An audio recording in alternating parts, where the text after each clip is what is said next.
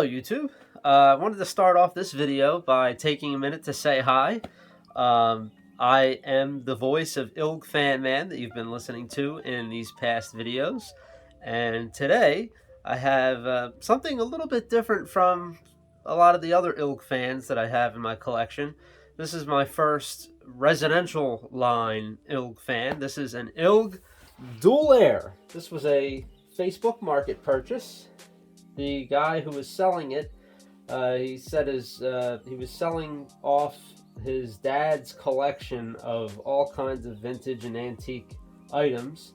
This fan doesn't quite have the same build quality as their more industrial counterparts, but to say the least, it's still a pretty solid unit.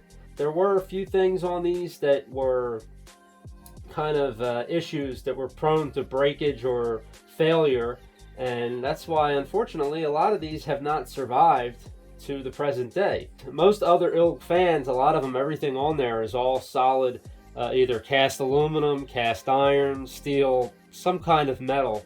Well, this fan has the introduction of some early plastics. We've got a phenolic blade, phenolic knobs, even this pull knob here for the switch, all plastic, and they can fail over time if they get damaged due to maybe an impact. The knobs, if you crank these down too tight, it can actually, I'll unscrew one so that you can see it, but you can actually pull the stud out of the knob. They're pretty thick, but the way that it's supported, you've got this outer ring that is like the surface that bears all of the force down against the frame of the fan, and then the stud is pulling on this, and the tighter you turn this, eventually it can actually just pull the stud right out of the center of this plastic here. And once that happens, you know, good luck finding a replacement. You probably won't. You'd be very lucky if you do. And you would have to just kind of manufacture something to replace it, or maybe you know somebody with a 3D printer and draft up the plans for this based on the other knob and try to make a copy of it or cast it. I mean, there's different ways to do it, but these do fail sometimes. Another point of failure was commonly with the blade on these. You know, unfortunately, if something was to get sucked in there, or somebody, you know, kids messing around with it, decide to poke something through there while it's running, if it catches that point on these blades, it'll just snap it right off. And once that snaps off and then the blade's out of balance, it pretty much is going to just shake itself to death. You know, it just rattles apart from there. So the blades are kind of fragile on these. You have to be careful with them. And also, the way they're designed, they have these little balance weights on the inside of them. Now, the only reason I know some of this stuff is from pictures I've seen from other collectors, because I have not done anything to this fan. I've not taken any of it apart, so I really don't know exactly what I will see until I get into it, but I just know from seeing other pictures from other collectors, I have a rough idea of what's in there. But yeah, the blade, it has these little weights that are glued to the inside, and sometimes they can fall off, causing the blade to be out of balance, and the fan will rattle really badly. So that's something that needs to be addressed sometimes. The motors on these, they are designed as a self-cooled motor, but it wasn't really the best design. They could have did a little better job with the engineering in this fan. The blade, the way it is, the hub kind of covers over top of the motor. So all the cool air that's coming through the fan kind of gets insulated from actually getting to the motor. And while a little bit of air will get pulled through the gap between the motor housing and the blade, it's really probably not enough to keep it efficiently cool. So a lot of these would burn out.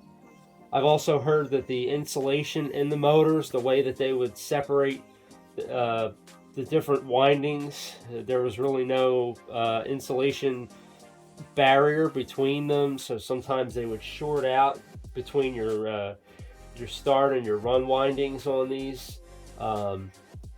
So there was a various amount of different problems that they could have. And then with this fan in particular, I noticed that the guard has a weak spot as far as this front guard. There's these 4 holes. There's one here, and then there's 2 on the bottom, here and here. That's where this guard kind of snaps into the frame. And on this one, the top 2 had been broken off. So this one's still broken off. This one, somebody kind of wove a piece of wire in between the guards to try to make it better, make it so that it's held in at least.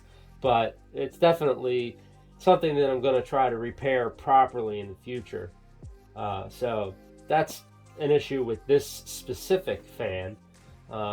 Another thing that was kind of an inefficient design on their behalf was the way this cord comes out.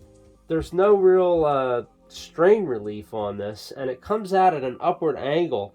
So all the time you're always going to have this cord being pulled downward from just gravity. Let's say somebody walks by the fan and accidentally steps on the cord, it's going to yank down on it, and eventually this happens. It just cracks. The wires are down to the bare copper here. So I'm definitely not going to be plugging this in like this, because it will end up just shorting out, and I just don't want to deal with that. I don't want to burn this bushing or anything, so I'm going to have to rewire this before I can even test it. But it's a pretty cool design though. Like, it's I guess you could say it's pretty innovative for back in its day.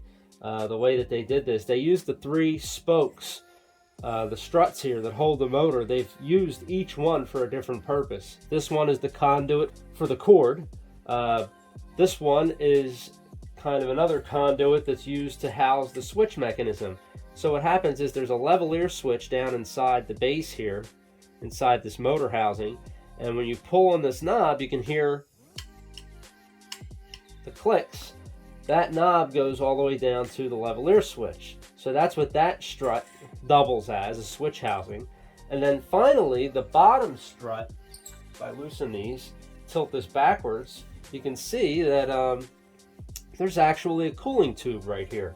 So this cooling tube allows the cool air to come in, get pulled into the motor, and then it exhausts around the slot that you see between, I don't know if you'll be able to see it on camera now, but there's a space between the blade and the motor housing, and that's where the warm air will get exhausted from the motor. At least that was the theory behind it. So that is kind of the overall designs here. The frame is pretty solid. It has a nice solid steel frame, steel tubing, it's all welded together. No complaints there. They did use a lot of rubber insulating, I think, for like vibration dampening. So the motor itself has rubber bushings that it's mounted on. I guess that was an attempt to mitigate any kind of vibration you would get from this fan.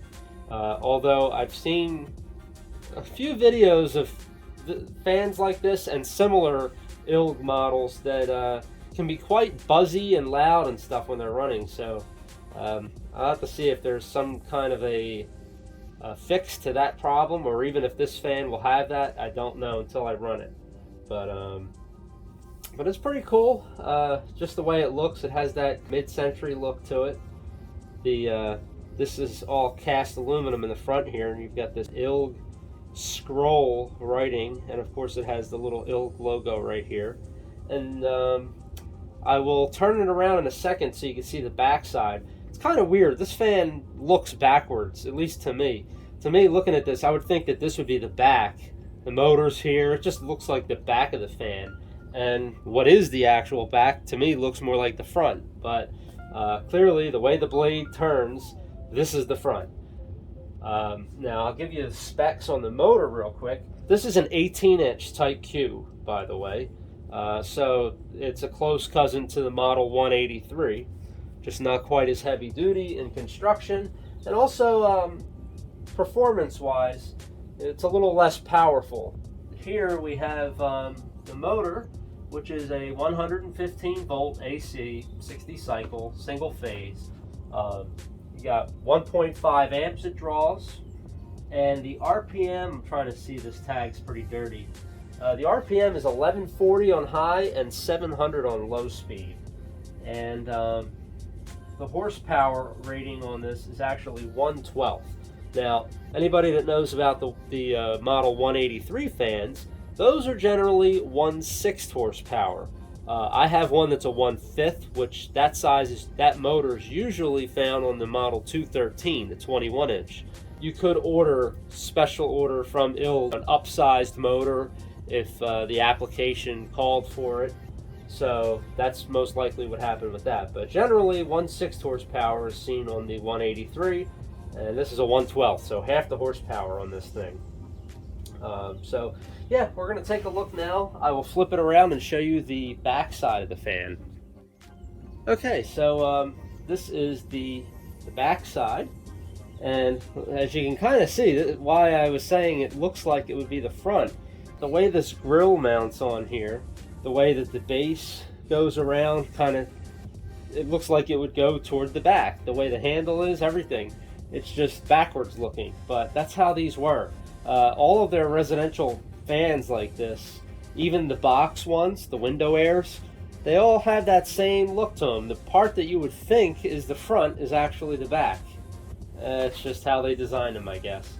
But you can see here it says ILG Dualaire in a kind of cursive scripted writing, and we've got the ILG logo again.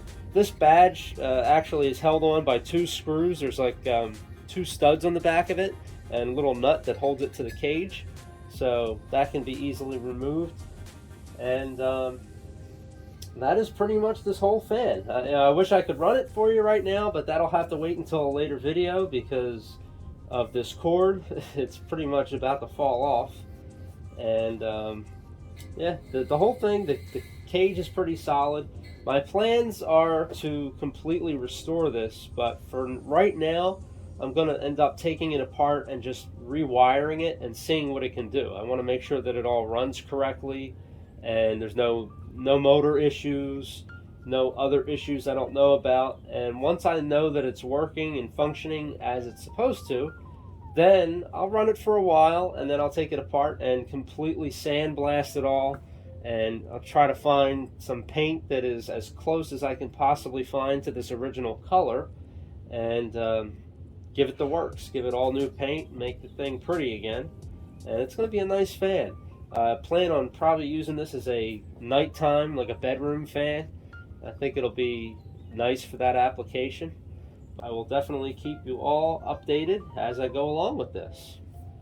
Alright, so please, if you haven't done so already, like this video, subscribe to my channel. If you would like to see some more ILG content like this, that's what this entire channel is all about, just anything ILG fan related. So I hope you enjoyed this. Thank you for watching, and I will see you in the next one, so have a fantastic day.